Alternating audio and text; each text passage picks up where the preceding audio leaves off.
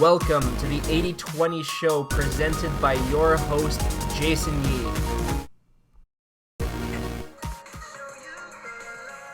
What's going on, Train 2.0? Haven't been live in a while, got some good jams going on these days. Or should I turn those off?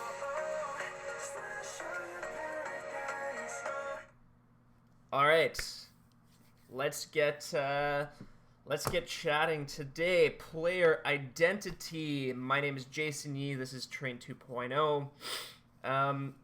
And the reason I'm here is to really guide players and parents like you to understanding what's going on in hockey. And because when I was playing, I didn't really understand. And here's what I've learned so far, and here's what I love sharing with you guys, is that there are hockey wizards. Now, some people think I'm literally talking about magic and wizards. And hey, I love Harry Potter like the next person. What the hell is making that noise? The studio needs to be soundproofed. Sorry about that. So, here's what's going on here. Okay, it's not about 10,000 hours. It's not about practice. It's not about we're talking practice. We're talking practice. No. It's not. That's not how it works. I've learned. Okay. Here's what I've learned. I've learned that if you give the right cue and the right progression to players, they feel the magic mechanics, they get the fantastic formula, they feel it once, they cannot unlearn it. That's why a wizard can effortlessly stick handle, shoot, deke, make plays, make reads, and what ends up happening is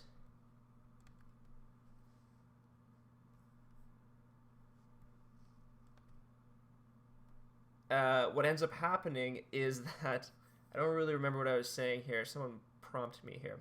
Oh, as soon as you learn the wizard mechanic, you feel it. You know the cues to get there. You can't unlearn it.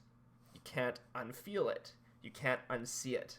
So when a wizard learns how to shoot with magic mechanics, they simply can't unlearn it. And so if you get the hoops placed in front of you and you say, hey, jump through this hoop, and then jump through that, and then jump through this hoop, by the time you get through all the hoops, you're a wizard.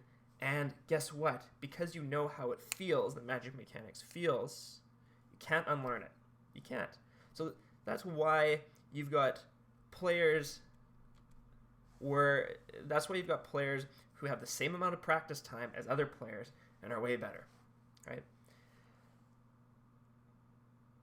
And the bizarre thing with hockey is that hockey is like a little bit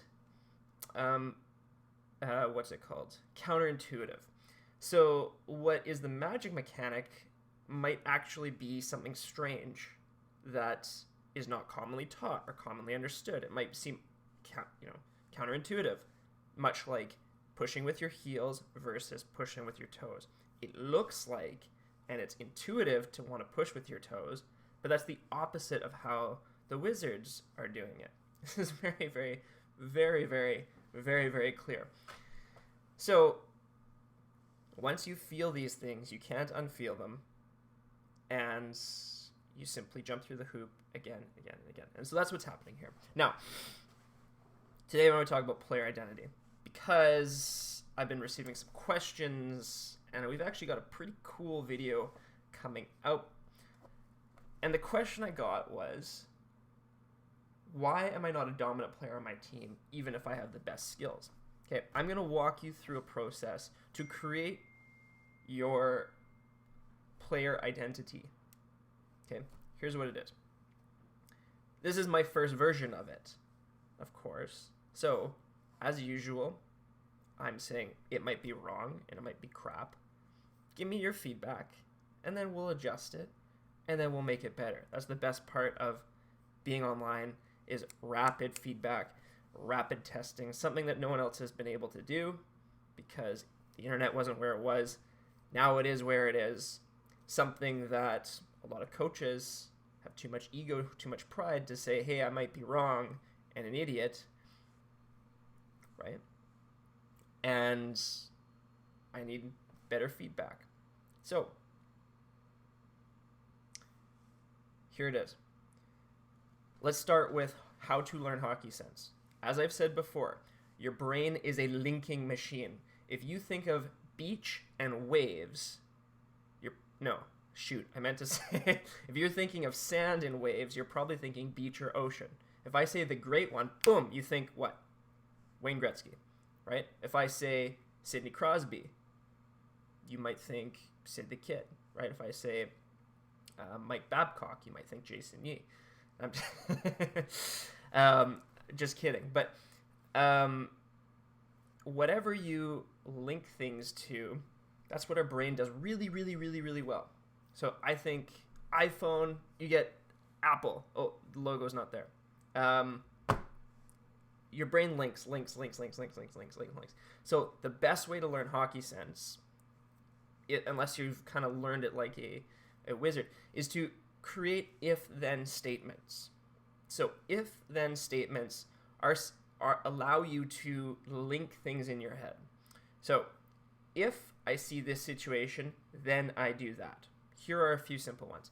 If I see the player coming at me and his toes turn left, then I turn right. I go right. If I see an opponent with their back to me, I see their numbers, then I pressure. If I see the opponent's chest, their logo, then I back off.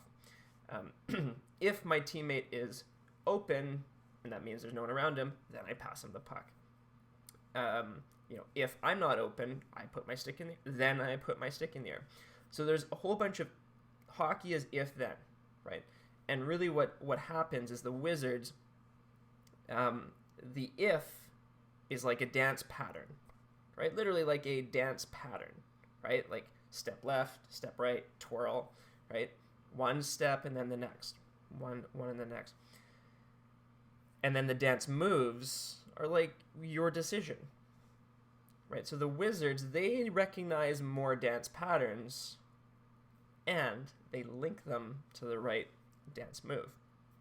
Now the Wizards, they like I said, they see more, they know more dance patterns, and then they know how to link them together. So if-then, the more if-then statements they've created, the better their hockey sense. Now here's a very, very good way to start thinking of this. Your identity comes down to a core set of if-then statements. Okay? A core set of recognizing certain dance patterns and choosing the correct dance move. Let me give you an example. If you are a defenseman, then, you see what I did there? If-then. If you are a defenseman, then you probably want to be defensively reliable, right? So what that might mean is if you get the puck in your zone, then you should look for an outlet. No, I'm giving like the most basic way of talking about this, but for how that might be different from someone who is a, I don't know, high-flying winger, they might say, if I get the puck in the D zone, then I want to skate it out. So that's how your identity might be different, as through if-then. Now, so let's talk about joining up the if-then, or analyzing how you would create your identity. So if I am a defenseman and I'm having trouble in certain situations, what I might do is I might identify those situations if, right, that's the dance pattern. So what dance pattern is giving you trouble? Then, and list out all the different options that you have. And sometimes you might only realize, oh, I only know one option, right? No wonder I only do one thing in that situation, right? So you could do some research, you could check out NHL footage, you could watch better players, and you could look for different dance moves that you could do when you encounter that dance pattern. Okay, so you got a situation that gives you trouble.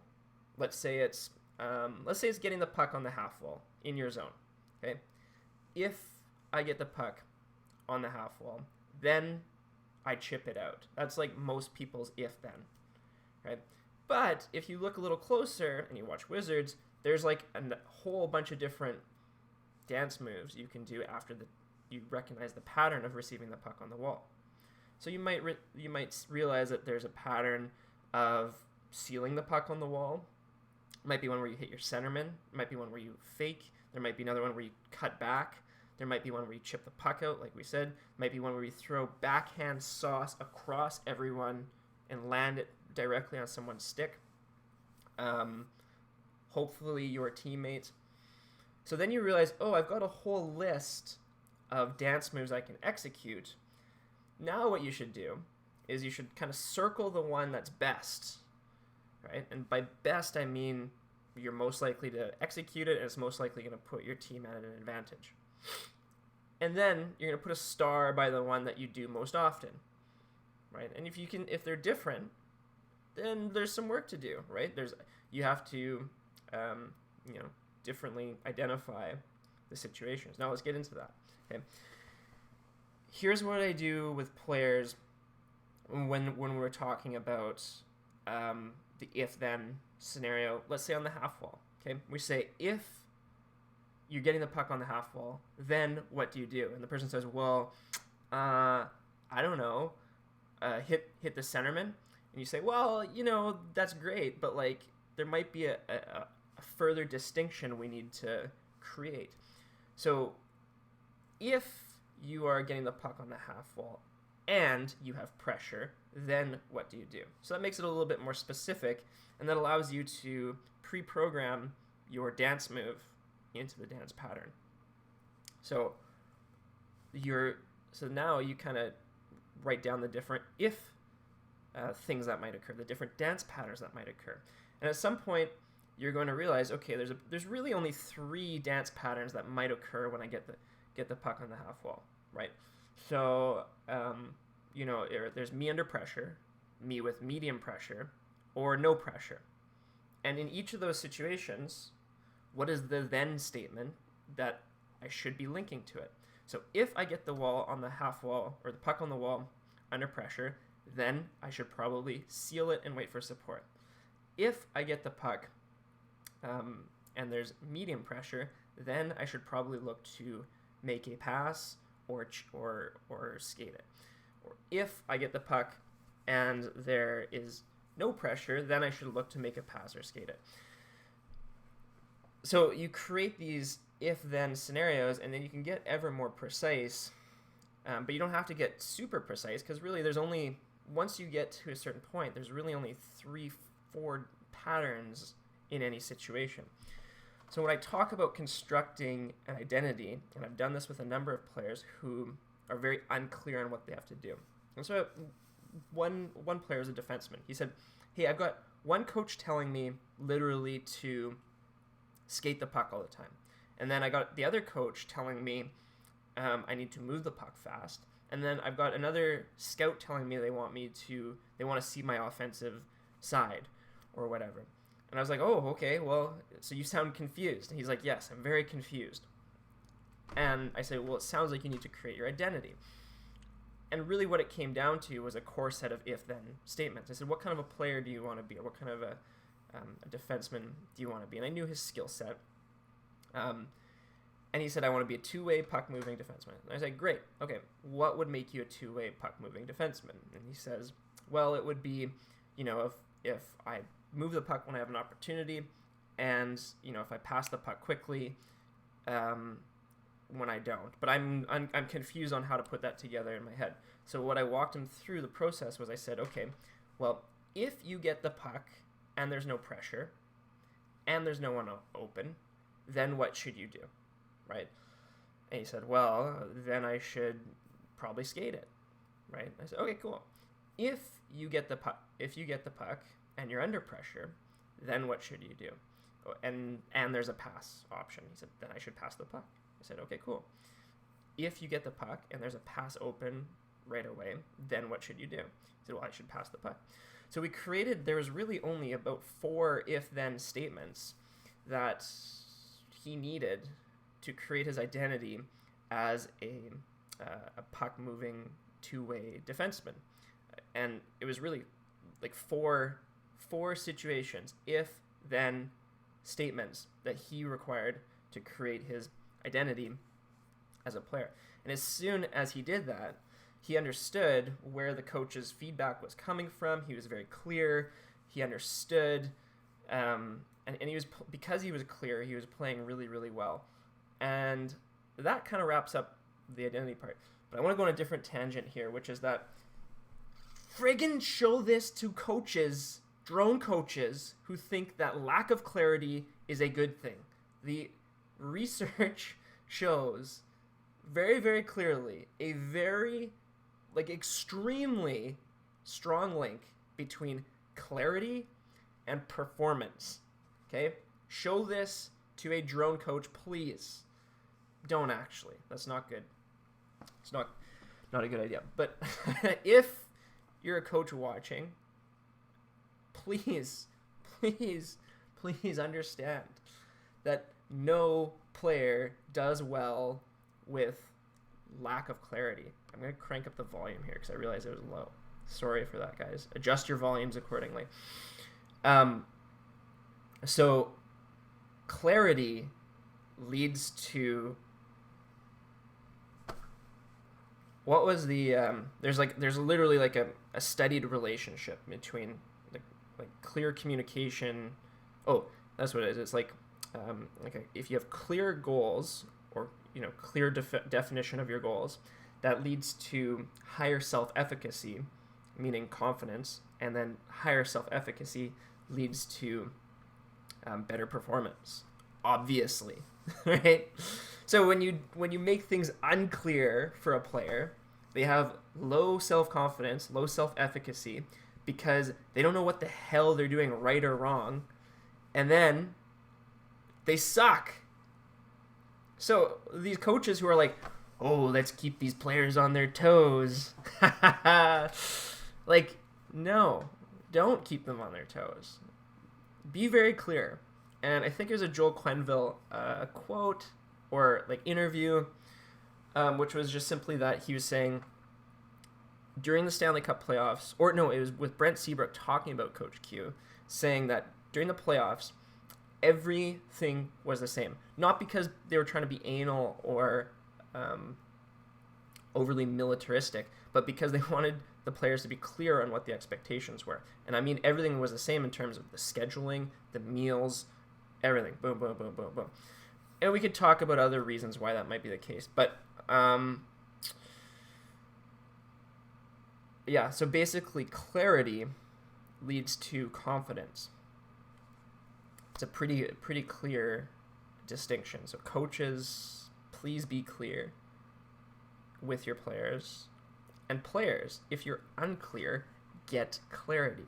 That's why constructing your identity with a set of if-then statements can make you very, very clear on what your job is. And then you can, boom, execute it. And of course, like Belfry says, you have kind of this core identity, and that's based on your skill set and your attributes. And of course there's things that are going to adjust, right? The beauty of an if-then statement is that there's a lot of flexibility to it, right? And it works the way that your brain works, by association. Like I said, if you think the great one, you think of Wayne Gretzky, right? If I say, whatever, I'm out of good ones. If I say MacBook, you say Pro. Whatever it is. Our brains link things together. So if-then statements work very well for our the way our brain functions. But if your brain doesn't identify something, it's not like you're stuck to this play, right? So you hear coaches sometimes calling set plays, but then something goes awry, and the coach goes, "Why the hell didn't you do the set play?" It's like, well, I had to read and react. And the coach goes, "Don't read and react. Never read and react." Right? So if then allows you a lot of flexibility to just simply identify the situation, something that's part of your identity, and then execute the move, the dance move, so to speak. And usually, like I say, if you really reduce down a player's identity, there's really only 4 or 5 if-then statements. So if you are a power forward, what would be your if-then statement? Well, if I'm on a one-on-one rush, then I should drive the player hard. If you're on a, and you just create your different if-then scenarios based on what's going to probably work best for you, right? If you're a playmaker, then, how many times should you be touching the puck? Or if you're a shooter, then, every time I get the puck here, I should be shooting. You just create that, right? You create those if-then statements for yourself. You give yourself a lot of clarity. Bang, you have a player identity, right? Because we hear people talk about identity, like, what the hell is it? I'm telling you, it's a set of if-then statements and some sort of ethereal concept, like magic. Questions. Where do I live? I live in a secret laboratory in Vancouver where I've got screens everywhere.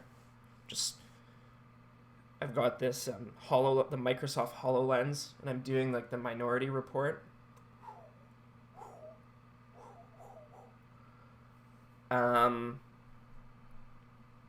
That's where I live, in Vancouver.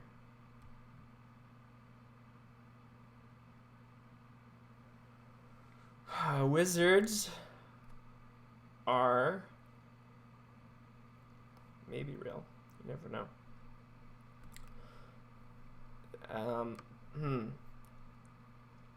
Is it better to read and react or manipulate and attack? Great question.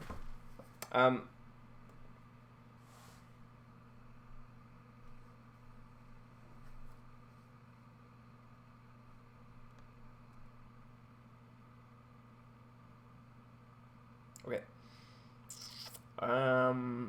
Is it better to read, react, or manipulate? It's always better to manipulate. You're the puppeteer in that case. And now reading and reacting and manipulating is the difference between being the puppet or the puppeteer, right? We can all read and react, right? But the puppeteer is reading cues in advance, right? Upstream, right? So the puppeteer that's carrying the puck, reacts when someone just comes at them and they go, ah, right?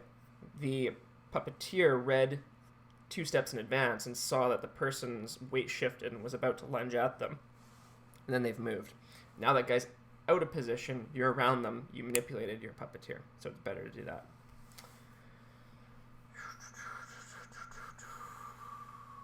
How do you evade or shake a label being applied to a player?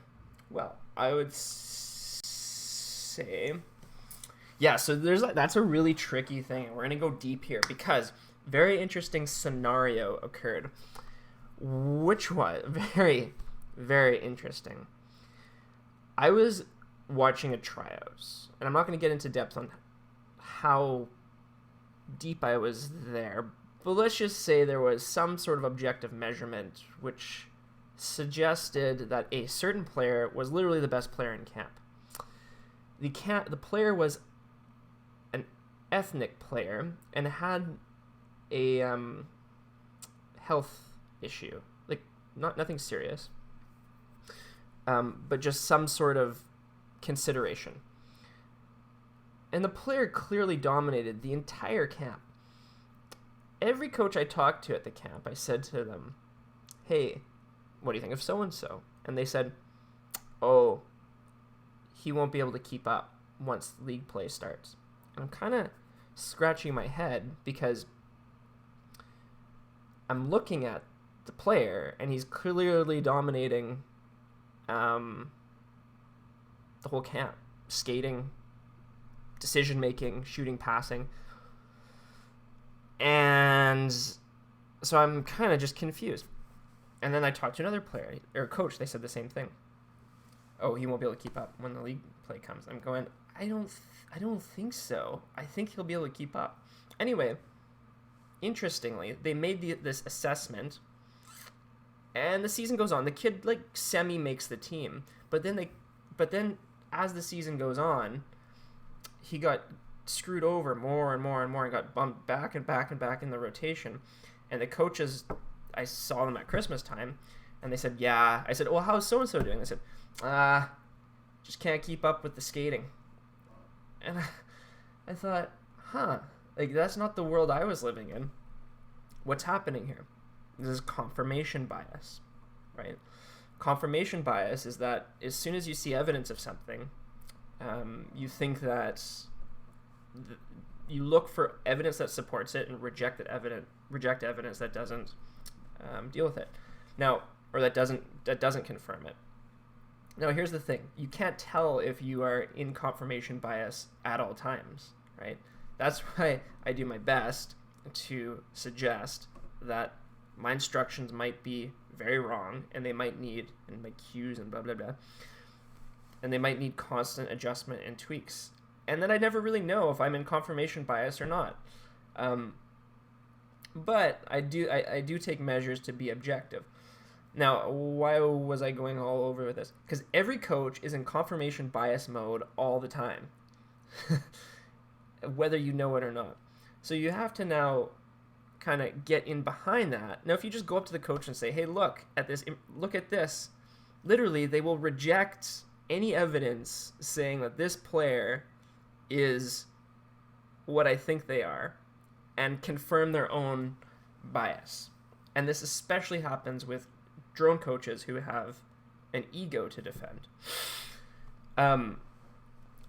So they're going to be heavily causing this confirmation bias, or not causing it, but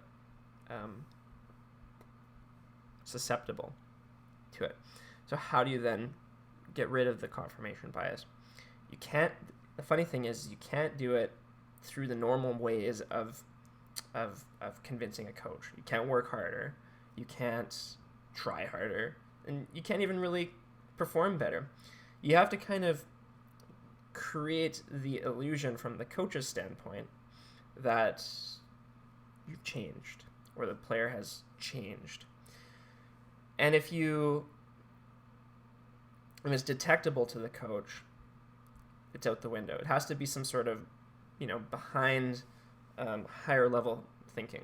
Okay, that's kind of one thing. Now, if we're talking like how do you actually change your identity, your objective play as a player, then it's about, it would just be looking at, well, like, again, what kind of player do you want to be, or what kind of identity do you want to have? And then what set of if-then statements do you need to fulfill to be that type of player, right? So, if you want to be more of a shooter, but you're a playmaker, then you need to construct a different set of if-then statements, right? So if I get the puck in the slot, then I pass becomes if I get the puck in the slot, then I shoot every time, right? And so I've literally worked through this with players who thought they were playmakers but knew they needed to become shooters, and they were so tangled up in their own if-then statement that of course they weren't going to shoot when they got the puck. Of course they weren't, because they literally had their if-then statements so friggin' tangled up. So we needed to create new if-then statements. So I went through a whole bunch of scenarios with them. If you get the puck in a scoring area, then what do you do? And at first they're like, I'll look to shoot it. It's like, no, you're not going to look to shoot it. You're going to shoot it. Let's try again. If you get the puck from a pass from a teammate in a scoring area, then what should you do? And he goes, then I'll shoot it. I'm like, no, like, you need to be certain. If you get the puck in a scoring area from a teammate, then what do you do? And he goes, oh, I'll shoot it. So you had to go through like several reps to create this new if-then statement. So if you want to kind of more objectively change your identity as a player, that would be the way to go about doing it, is identify the if-then statements that would make a difference, and then change them and be clear on what those are. Remember, clarity is power. And then for the other stuff, the higher level stuff, we can talk about that another time. How can I constantly have good puck control? Well, sorry, my neck is a little tight here. I've been working all day in the computer. Constantly have good puck control. It'd be side-to-side rhythm. The pendulum effect. So check out that in the membership area. Do the puck control skating or source code drills. And then also Maxi, I also discussed the NHL grip code in further depth in the latest members webinar. So watch that. That'll be helpful for you.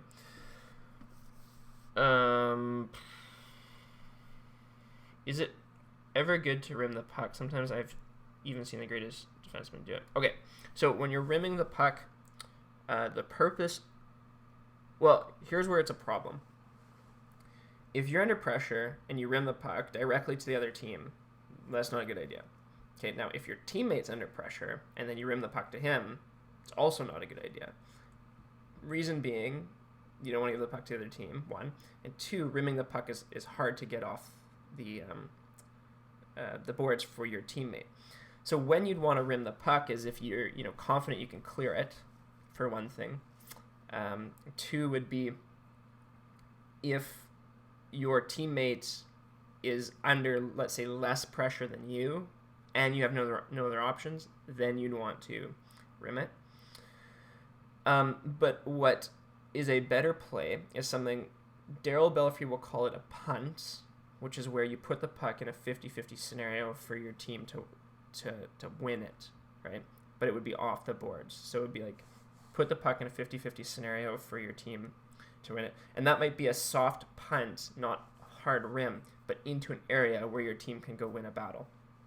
That's one option if you're under pressure. The other option is a seal, right? If you don't have any options or you don't know what your options are, use Crosby's seal. And the explosive seal on the boards is extremely friggin' versatile and extremely useful. And it's going to get you out of a lot of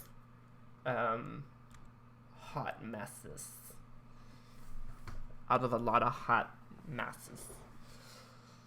Okay, any other questions here before I end my day? Oh, man. I didn't get around to cane stick handling today. I might see if there's a free ice time later. Oh, okay, sorry, this question too. So, why am I not a dominant player on my team even if I have the best skills? My guess is that you have a set of if-then statements that is not using your skill. So this comes down to fantastic formulas, right? So you might have the dance moves now, and you might even be able to recognize the dance patterns, but you have to link the right dance pattern to the right dance move. This is the what's it called? What was I just saying?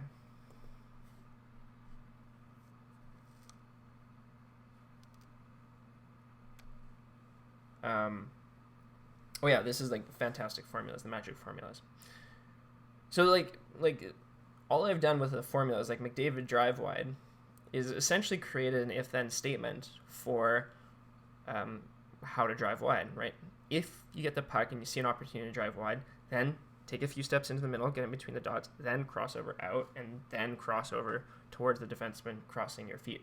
And then use the tripod hip scissor, blah, blah, blah. Right? If then.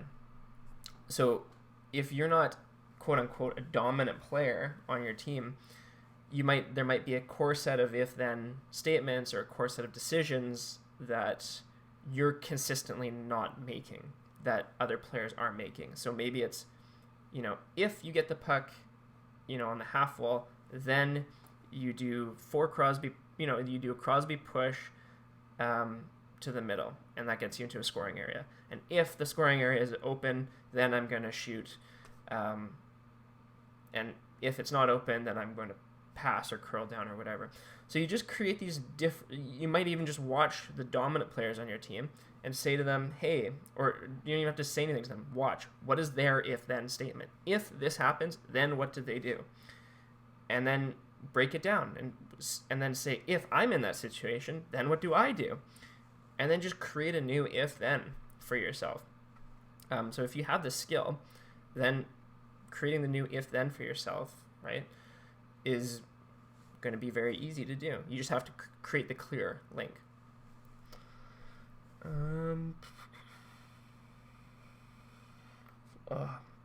Okay, that's a good question, Daniel. Being a great defensive forward.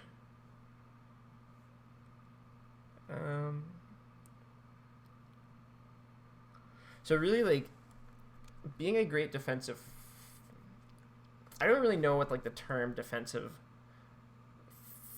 forward means, like, other than like, maybe you can help me out here. When I think of defensive forward, I mean, I think of being in good position in the D zone, supporting really tightly, and blocking shots and back checking hard. That's kind of like my criteria for a defensive forward. I don't know if that's a good criteria or not, so let me know.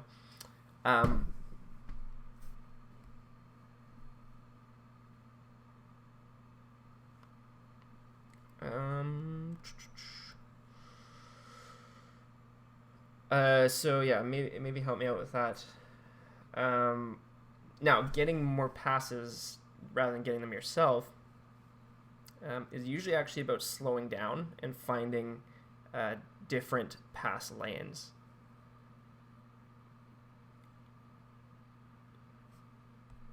Okay, able to strip the puck. Okay, you know what? Other people have asked me about that, especially like how Datsuk does it, and I haven't looked into that enough to be able to give an intelligent answer.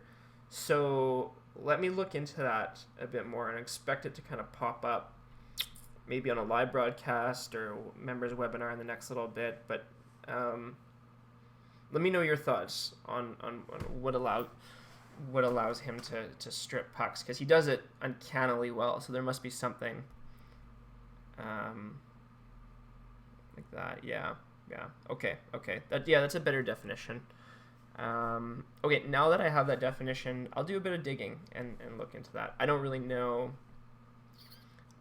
Like I said, I haven't really aimed my attention in that way, so that's a good question. Yeah, okay. So how do I get respect on your team?